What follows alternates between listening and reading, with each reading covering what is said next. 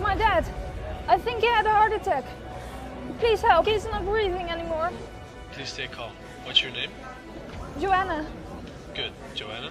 We've got your location. The ambulance drone is on its way. Remove his top shirt to uncover his torso. Okay. Great. Can you go to the nearest exit? The ambulance drone is almost there. Okay. I'm outside. I'll be talking through the drone now, so you can put down the phone. Now please pick up the drone and bring it to your father. You're doing great. Okay, pull the green lid. Now place the pads on your father's chest. Good, I can see that the pads are properly applied. Joanna, please stay clear of your father. We'll take it from here.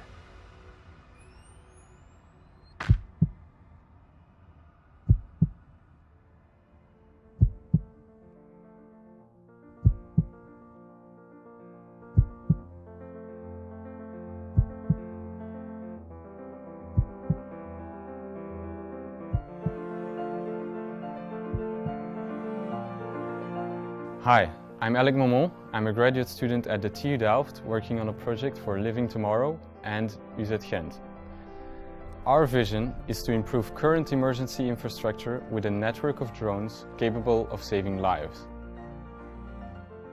At over 100 km per hour, these drones create an ultra-fast response system capable of increasing this survival chance from 8% to 80%.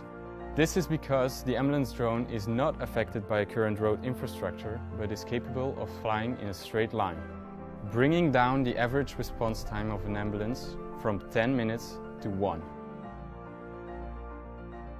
We developed a new type of drone that is capable of folding into a very compact position.